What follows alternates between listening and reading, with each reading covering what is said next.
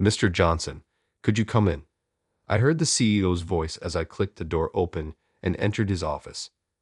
There he was, sitting at the back with a woman by his side. It was his wife, Mrs. Mary Anderson. Seeing both of them looking at me, I got nervous and froze. Then Mrs. Anderson said kindly, "I'm sorry for calling you in so suddenly. I hope we didn't interrupt your work." I quickly responded, "No, no, it's all fine."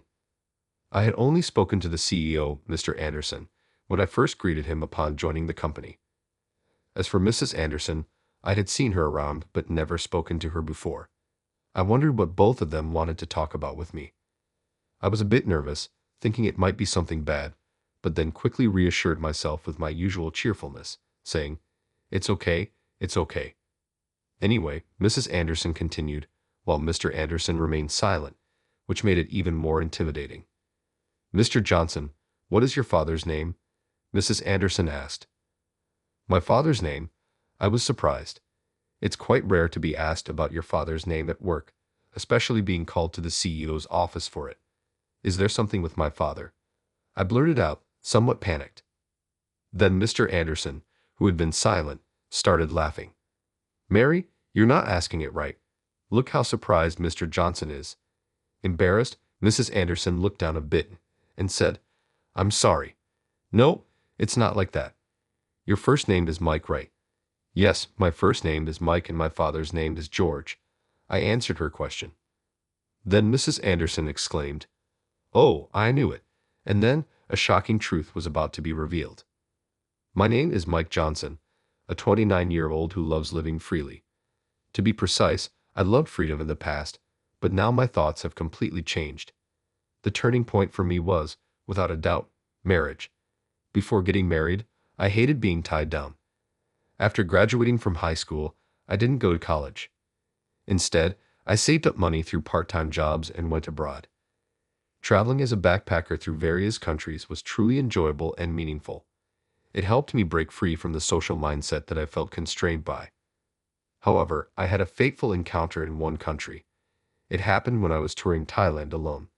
After eating at a street stall one afternoon, I suddenly felt a sharp pain in my stomach and had to sit down on the side of the road.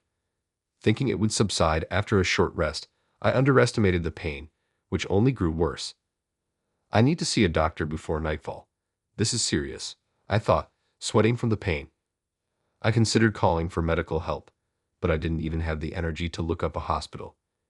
Just as my vision started to blur, a woman asked in English, "Are you okay?" Lifting my face with the last of my strength, I saw a young woman who appeared to be American looking at me with concern, and an older man standing next to her. "I have a terrible stomach ache. It started suddenly after eating," I managed to say despite the pain. The older man then said, "It might be food poisoning. It's dangerous to leave it untreated. Let's go to the hospital right now." I was in too much pain to respond, and before I knew it, I was being carried to a car by the young woman and the older man and taken to the hospital. After receiving proper treatment at the hospital, my stomach pain subsided and I was out of danger. Since I had to stay overnight, the two who helped me went home, but the young woman came back the next morning to check on me. As I was getting discharged, I expressed my gratitude, saying it was thanks to them I was doing well, and asked for her contact details to thank her later. "Oh, then let me give you my father's business card." Handing me the card, I saw George Wilson, CEO of Wilson Real Estate Co. Ltd. written on it. "Wow, he's a CEO," I exclaimed.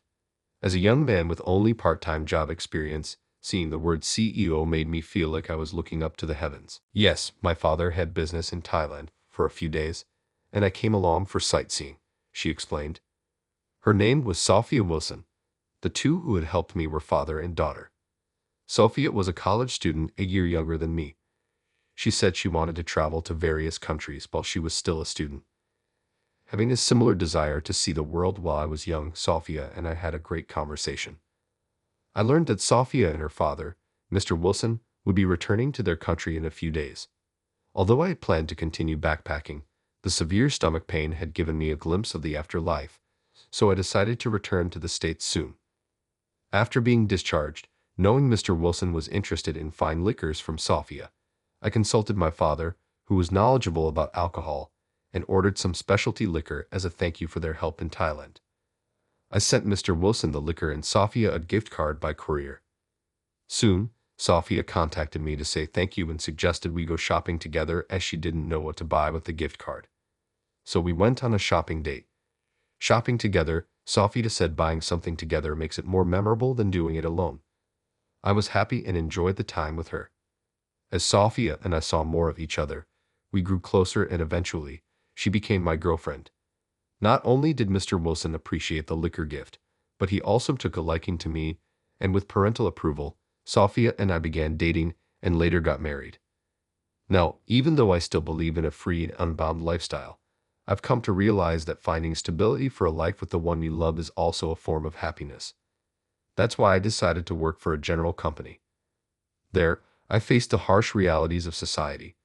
I wanted to work for a well-known company with a good salary for Sophia's sake, but that was a high bar for someone like me with only a high school diploma. Sophia's father, Mr. Wilson, offered me a job at Wilson Real Estate, hoping I would eventually help PR the company. Sophia said, "Why work at a general company? You can always work at my dad's company." But I felt it wasn't right to rely on my father-in-law's connection, having only high school and part-time job experience. Besides, I've always been a man of spirit and energy. I was sure I could get hired by a good company in unfounded confidence. In hindsight, now I realize it was youthful arrogance, a lack of maturity. I went to about 10 interviews and was rejected by 9. That summer, at 22, I learned that enthusiasm alone doesn't get you a job. Should I go to college now? Studying for college entrance exams now, I likely wouldn't make it into a prestigious university. Maybe I'm a loser. Just when that thought crossed my mind, my phone rang. "This is the recruitment department of EMR Corporation. We decided to hire you, Mr. Johnson. Can you start next week?" The woman on the phone said. "Really?" I'd exclaimed in a higher pitch than usual. After getting the details about my first day and hanging up, I shouted yes, and fist pumped. It was a sunny day, and I was at home with Sophia. "You got it. That's great, congratulations," she said, very happy for me. Though she might have preferred me working at Wilson Real Estate, her support for what I wanted to do made me happy. Thank you, Sophia. In the next week, my life as an office worker began. On my first day, I wore an unfamiliar suit and tie carrying a business bag. As one of the many office workers and students heading to the city center on a packed train, I managed to make it to the nearest station. After getting off the train and straightening my crumpled jacket, I walked about 10 minutes from the station to my company's entrance. Heading to the corner room on the second floor as instructed, an employee came and explained what I'd be doing that day. Since it was my first day, I spent the morning watching training videos and the afternoon greeting my department and receiving brief job instructions. "Nice to meet you all. I'm Mike Johnson. Looking forward to working with you." I greeted everyone energetically. At my new workplace, everyone seemed nice, which was a relief. I had a reasonably good start and ended my first day as a company employee on a happy note. The company I joined, ENR Corporation, specializes in managing and maintaining office buildings. The company was founded by Mr. John Anderson and had about 50 employees. His wife, Mrs. Mary Anderson, was working as both the secretary and in charge of accounting. Everyone at the company unanimously said, "Our company has good interpersonal relationships." This was my first time working as an office worker, though I had many part-time jobs in the past where the workplace environment was tense due to human relations. However, this company had a family-like atmosphere where everyone worked lively. Even with my limited experience, I understood that such an environment is rare and fortunate. The company that hired me, a high school graduate, was a godsend. I wanted to cherish this opportunity. At ENR Corporation, I enjoyed a fulfilling company life.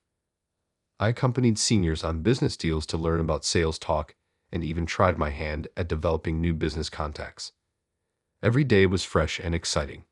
My previous part-time experiences involved mostly physical labor, like moving goods and sorting in warehouses, so using my brain more was tiring. But these were skills I wanted to learn, and I was happy to have the opportunity.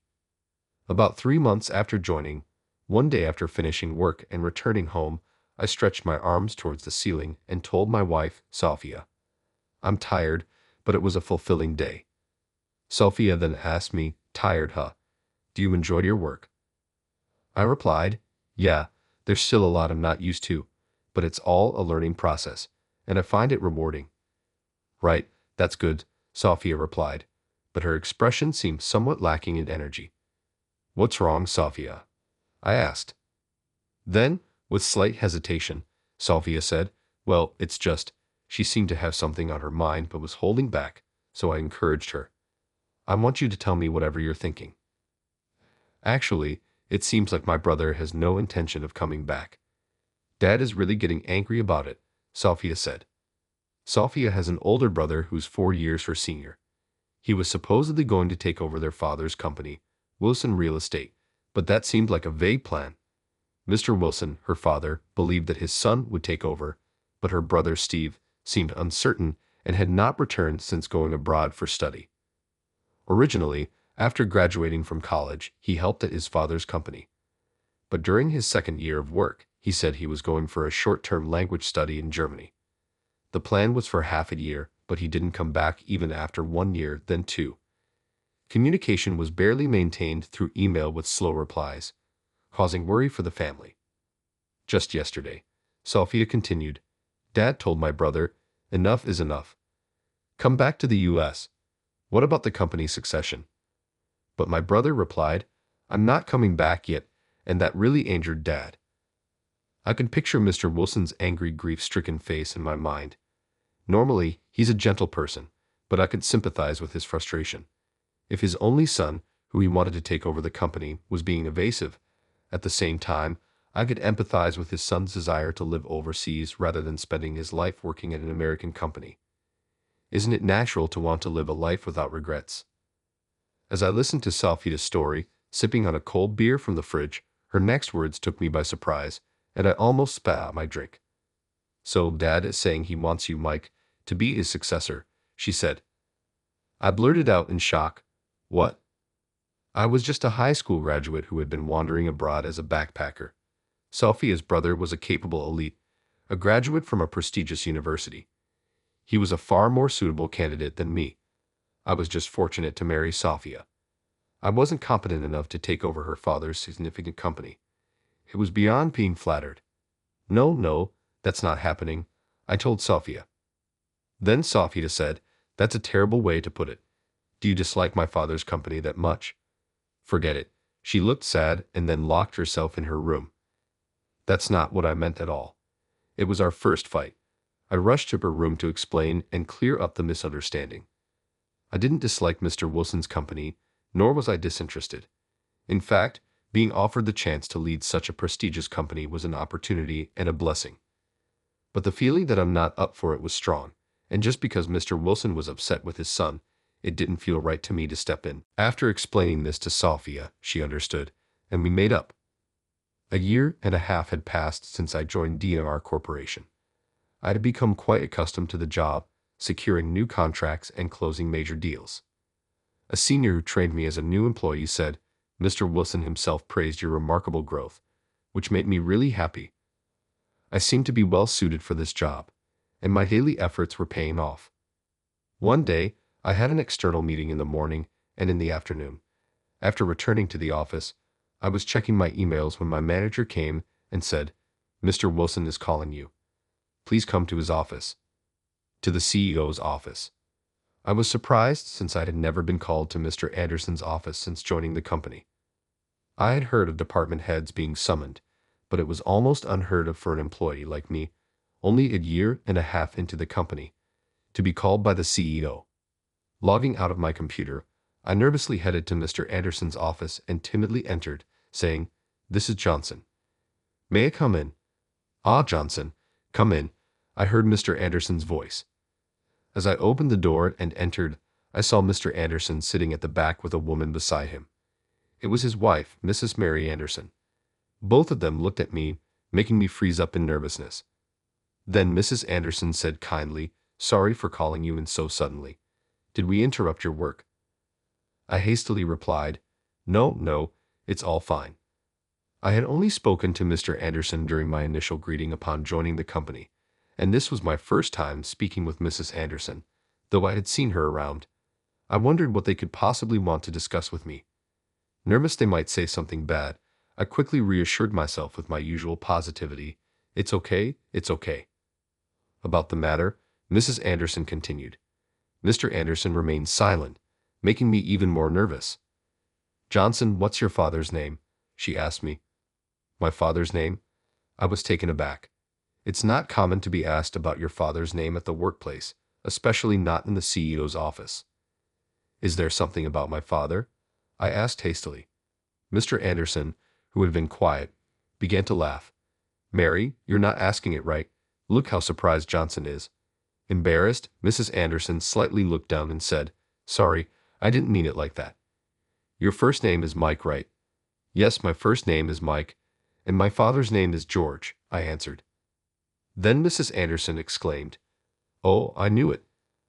I was completely baffled, not understanding what she meant by, I knew it. Is your surname truly Johnson? Did your surname change at some point? Oh, but it's too personal, you don't have to answer. I'm sorry, Mrs. Anderson said gently. I hesitated for a moment. I'm sorry. As you said, my surname has changed.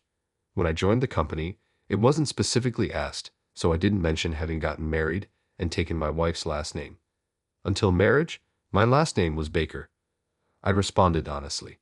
When I married Sophia, her father, Mr. Wilson, had planned for his son Steve to take over the company, but he also wanted me to work there, suggesting I should take the Wilson name as part of the family. Changing my surname to Wilson wasn't an issue for me, so I accepted their suggestion. However, I kept my background secret upon joining MR Corporation because I was known as a relative of Wilson Real Estate, which operates in a similar industry. I didn't intend to lie when asked, so I thought it was best to be open about it for the sake of trust. But Mrs. Anderson and Mr. Anderson didn't call me to press about my connection to Wilson Real Estate. They had a different reason, which became clear later in the conversation. Ah, I knew it. I listened to Mrs. Anderson's second, I knew it, which she said in a voice even higher than before. Yes, indeed, you're the one from that time, Mrs. Anderson said. Mr. Anderson added, Yes, just as you thought from that time. I was still completely clueless. Excuse me, I'm sorry, but I have no idea what you're talking about. What do you mean by that time? I asked them, even though it might have been rude. Then Mrs. Anderson began her story. It was 22 years ago. I was pregnant with a child John's and mine. I still had 3 months to go until my due date and was out shopping alone. Suddenly, I was struck with severe abdominal pain and couldn't stand, so I sat down right there. Back then, not everyone carried a mobile phone like today, and I didn't have one. A woman passing by noticed something was wrong with me and approached me. Mr. Anderson was listening quietly, his gaze on the floor. She offered to call an ambulance, but I thought it was too much and asked for a taxi to go to the hospital. So she went to the road to hail a taxi. However, we couldn't catch one easily, and my abdominal pain worsened. While listening to Mrs. Anderson, I wondered anxiously if her baby was safe. She continued, Then a car stopped. The man driving asked what was wrong, and the woman helping me explained that I was pregnant and in pain. He offered to take me to the hospital in his car. I was hesitant to get into a stranger's car, but I was in too much pain to refuse, so I accepted the ride. Hearing up to this point, I couldn't help but blurt out, I'm glad. Mrs. Anderson continued, That man drove me to my usual maternity clinic. I was so grateful that I wanted to thank him later. So when I got out of the car, I asked for his name and contact details. However, he said no need for thanks and didn't give his contact. At least he wrote down his name on a piece of paper for me while I was struggling with the pain. It was George Baker. I was surprised my father, George Baker, had such a connection with Mrs. Anderson. The world is indeed a small place. Mrs. Anderson's story continued. Actually, in the car, Mr. Baker mentioned he was also on his way to a maternity clinic. It was different from the one I was going to, so he kindly dropped me off first. The reason he was going to another maternity clinic was, I interrupted her. Could it be? She said, Yes, it was for your birth. Your mother had gone into labor, so he was on his way there. I told him he should have left me and made sure to be there for his child's birth first. I wouldn't have understood, but he said, I can't just leave someone in trouble. It's fine. My son will wait for me. We decided to name him Mike. He's a smart boy. He'll wait. I felt terrible thinking if he missed his son's birth because of me. Finally, I began to understand. I told Mrs. Anderson, "Thank you. Even if my father hadn't made it to my birth, it would have been okay. Only my mother could give birth, so as long as he met me afterwards, it's fine." Hearing this, Mrs. Anderson looked disappointed and downcast. "So he didn't make it after all. I'm so sorry." I quickly said, "Sorry, I didn't mean to mislead you. Actually, my father was there for my birth. I don't remember it myself, but my father told me all about it, so there's no doubt about it." Mrs. Anderson and Mr. Anderson's expressions brightened, and they both exclaimed, "That's wonderful." Mrs. Anderson added, "We were always curious if Mr. Baker made it to the birth. We knew there was another child born in the neighborhood on the same day, so I thought maybe one day we'd meet little Mike at a playground or something, but we never did." Mrs. Anderson said this and looked sad. I said, "Mrs. Anderson, you gave birth on that day too, didn't you? That means you have a child the same age as me." I realized something was off. Mrs. Anderson tried to speak, then covered her face with a handkerchief, saying, "I'm sorry." Mr. Anderson spoke instead. "Our child was born but went to heaven. Whether it was because it was too early or the baby was too weak, or maybe both, nobody is to blame. Rather, it's thanks to your father, George Baker, who drove Mary to the hospital right away that our child lived for 3 months. The doctor said that if we had waited for a taxi, the baby might not have survived inside the womb. So we've always been grateful to Mr. Baker, hoping to meet him one day to express our thanks." I was speechless. I couldn't believe such a thing had happened. "I'm so sorry. I didn't know," asked insensitively. "I feel terrible for being so thoughtless. Was what my father did right? Was it not because he drove the car that happened?" I apologized. Mrs. Anderson, crying, said, "No, I hesitated to call an ambulance, and even if I had, we would have had to wait either way. Getting a ride from Mr. Baker was the best thing. The doctor also said so. It's thanks to him that our child could be born, even if only for a short while. We're grateful for that." Tears started flowing from my eyes too. I asked, "May I know your child's name?" "Michael," she said. "We hadn't decided on a name yet since it was still early, but hearing your father named his son Mike, we thought it was a beautiful name. My husband liked it, so we went with Michael, Mike for short." Mary said, "Michael, it's like he's my twin brother." I wiped my tears and said, "So that's right." Mr. Anderson said, "We've always thought of you, whom we never met, as our own son. We hoped he'd live well for Michael's sake. It must be strange to hear us say this." But Mr. Anderson explained, "We never thought you'd join our company. We didn't realize you were the same person because your last name was Wilson. But when your age matched perfectly, and your first name was Mike, we asked Mary to observe you discreetly. She wasn't sure but thought you resembled Mr. Baker, so we decided to ask you. And you were him, which makes us really happy. Thank you. I'm also glad to know this." I felt a mix of happiness and the Andersons' sorrow of losing their child. "Could we meet your father, Mr. Baker, to thank him? If it's difficult, maybe we could send a gift." "What would he like?" Mrs. Anderson asked. "Thank you for your kindness. Actually, my father has already passed away," I informed her. "Oh, I'm so sorry for speaking thoughtlessly. What about your mother?" Mrs. Anderson said apologetically. "Don't worry about it. My mother passed away before him when I was 2, from a heart condition. I don't have many memories of her. My father raised me alone. He died of cancer 3 years ago."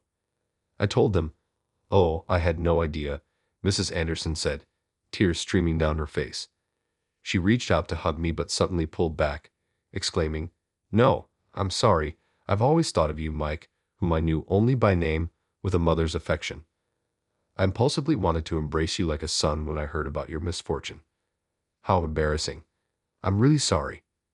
Hearing this, I responded, "No, I'm grateful that you think of me that way. I'm an adult now but still in my early 20s, and it's lonely without both my parents sometimes. I get melancholic." Mr. Anderson immediately said, "You're not just an employee to us, but like a son. Feel free to rely on us anytime you're in trouble." "Thank you," I said, tears welling up again. Mr. and Mrs. Anderson were also crying. After that incident, Mr. and Mrs. Anderson began to care for me even more. Years passed, and thanks to my hard work, I quickly rose through the ranks, eventually becoming a department head. Mr. Anderson even mentioned, "I'd be happy if you could someday be a director of our company." It was still hard to imagine, but I could feel they genuinely thought of me as their son. Moreover, I had another set of parental figures, my wife Sophia's parents, Mr. and Mrs. Wilson. Essentially, they were my in-laws. They too treated me like their own son and were always kind to me. Mr. Wilson kept saying, "Our company will be inherited by Mike," which made me feel grateful yet burdened with a heavy responsibility. To be trusted and spoken of in such a way by both the CEO of my wife's father's company and the CEO of the company I currently work for is a testament to their confidence in me, which I find both gratifying and humbling. Sometimes, I even wish there were two of me to meet both CEOs' expectations. However, there's been recent progress concerning the succession of Mr. Wilson's company. Sophia's brother Steve has finally decided to return and take over as co-CEO. Mr. Wilson said, "Steve coming back now, there's no place for him," but I believe that's not what he truly feels. Deep down, he's probably delighted that his son is ready to take over the company. I can tell from Mr. Wilson's words and actions, and I hope for the strong bond of parent and child to prevail. That's why I feel that Wilson Real Estate should be left to Steve to handle. Meanwhile, Sophia and I are expecting a child. Our initial encounter when Sophia helped me during a severe bout of abdominal pain in Thailand, and the connection Mrs. Anderson had with my father when she was pregnant, all these bonds have intertwined to shape who I am today. Michael, who was just a baby, and my own parents who are now in heaven, make me realize that the birth of our new child isn't just our happiness but also a reminder to share gratitude and joy with many. If it's a boy, we could use the letter M in his name like Mark. But what about if it's a girl? As I pondered this, Sophia suggested, "How about Mary?" I replied, "That's a wonderful idea," and we both smiled.